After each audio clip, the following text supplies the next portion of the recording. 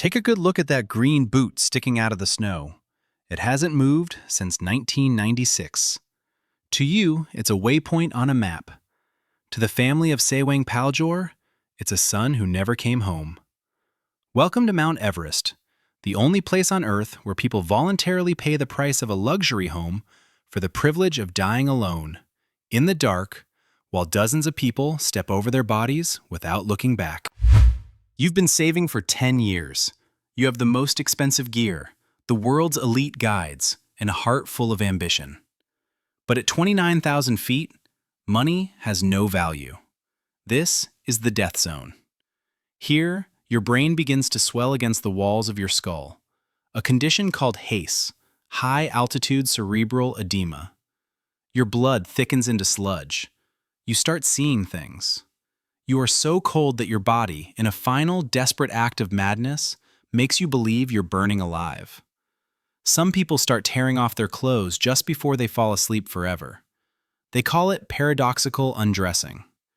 It's what happened to Francys Arsentiev. It's what happens when the mountain decides you're finished. But before we get there, we need to understand how these legends became landmarks.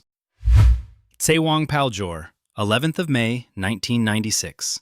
The origin of green boots. The story of the green boot begins with a storm that redefined terror on Everest. TSEWANG PALJOR was an officer with the Indo-Tibetan Border Police. He wasn't a tourist, he was a man of duty, a seasoned climber. On May 10, 1996, PALJOR and his team believed they had reached the summit via the north face. In reality, blinded by a whiteout blizzard, they had stopped 150 meters short, deceived by the lack of visibility. During the descent, the mountain closed its trap.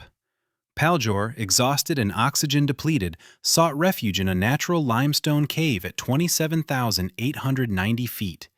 He curled up, hoping the cold would stop biting. He never stood up again.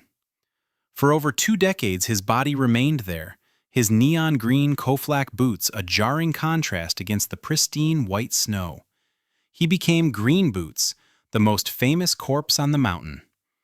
For every climber passing the North Ridge, PALJOR is no longer a man, he is a macabre clock.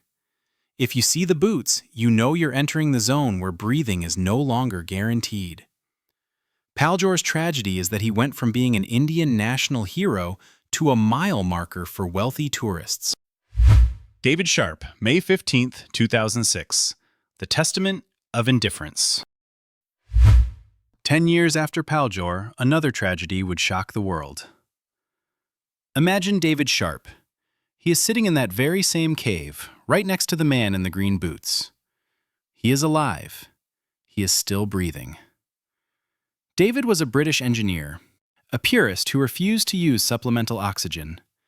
But at that altitude, without gas, your blood becomes tar. On May 15, 2006, 40 climbers passed him by. 40 people saw this young man dying a slow, frozen death. Some stopped. Some spoke to him. Mark Inglis, a famous double amputee climber, later reported that his team saw David but made the choice to keep going toward the summit. Why? Because at that height, saving someone often means dying with them. The dilemma is agonizing. Do you sacrifice $80,000 and 5 years of preparation for a stranger who already looks like a ghost? David Sharp died in silence, inches away from a path trodden by dozens. His death shattered the myth of the Brotherhood of the Mountains. It proved that on Everest, your summit is now worth more than a man's life. David wasn't just killed by the mountain. He was killed by a tacit rule. Up here, you were on your own. SERGEI and Francys Arsentiev, 1998. Sleeping Beauty. The most terrible thing isn't being abandoned by strangers. It's when the mountain forces you to abandon the one you love. SERGEI and Francys Arsentiev were a power couple in the climbing world. They lived in Telluride, Colorado, and shared a dream: to conquer Everest without supplemental oxygen. After reaching the summit on May 22, 1998, they became separated in the descent. SERGEI reached the camp, realized Francys wasn't there, and immediately turned back around, loaded with oxygen and medicine, despite being at the edge of collapse. He was never seen alive again. His ice axe was found later, but his body wasn't discovered for a year. He had fallen to his death while searching for his wife. Francys survived 2 nights in the death zone. When climber Ian Woodall finally found her, she was still conscious. She whispered, "Don't leave me. I'm an American." Ian and his team tried for hours to save her, but her muscles had atrophied. She was like a rag doll. They had to make the heaviest decision of their lives: leave her or die with her. For 9 years she lay there, her face exposed, nicknamed Sleeping Beauty, a monument of ice to human obsession, until Ian returned in 2007 to wrap her in a flag and drop her body into the abyss, away from the prying eyes of tourists. Scott Fischer, 11th of May, 1996. The Fall of Superman. If you think expertise protects you, look at Scott Fischer. In 1996, Scott was the leader of Mountain Madness. He was a colossus of a man, someone who seemed invincible. But Everest doesn't respect reputations. During the '96 tragedy, Scott was burnt out. He had spent too much time helping his clients, making exhausting trips up and down the mountain to ensure their safety. Suffering from a cerebral edema, his movements became erratic. In the monstrous storm that hit the ridge, he collapsed. His assistant, Lopsang Sherpa, tried to drag him down, but Scott refused. He knew he was finished. He told Lopsang to save himself and the others. Scott Fischer died as he lived, thinking of his team, but he was ultimately defeated by his own overconfidence in his body's ability to handle the pain. His body remains up there, a reminder that even the strongest guides are just fragile guests on this peak. Doug Hansen, May 11th, 1996. The victim of summit fever. Doug Hansen was the antithesis of Fischer. He was a mailman from Seattle, an ordinary man who had saved every penny for this dream. In 1995, he had failed just meters from the summit.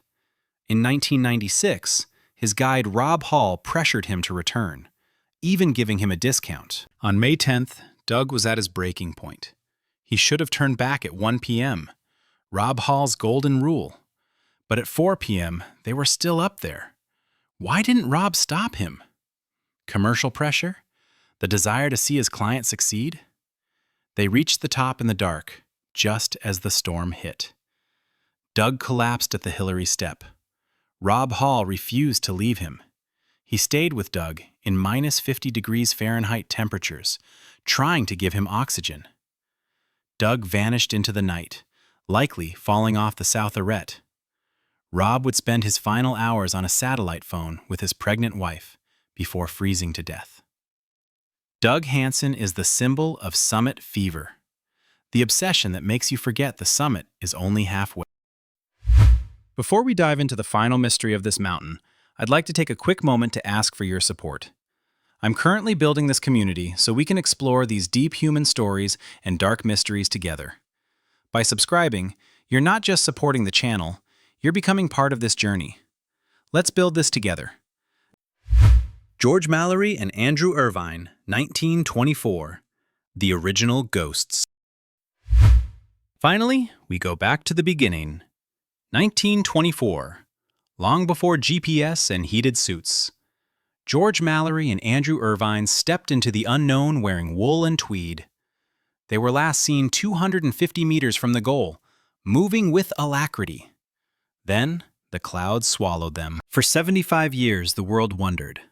Did they make it 29 years before Hillary? In 1999, Mallory's body was found. It was intact, marble white, preserved by the cold like a Greek statue. His clothes were in tatters, but his skin remained. The photo of his wife, which he promised to leave at the summit, was missing from his wallet. This suggests he might have made it. Mallory and Irvine are the founding ghosts. They prove that man is willing to die for a simple idea of height. Their death was the first chapter in a book that continues to be written in blood. Today, Everest is a traffic jam for millionaires. In 2023, Death records were broken. People go there to feel alive, but they end up becoming a waypoint for the next person. We step over legends like PALJOR or Sharp just for a 10-second photo op. So, I ask you, if you were 300 meters from the summit, after spending $80,000 and 5 years of your life, and you saw someone dying, would you really have the courage to turn back? Would you have the guts to give up your dream so you don't become just another green boot in someone else's background? Be honest. Let me know in the comments. Because up there, oxygen is scarce, but humanity is even scarcer.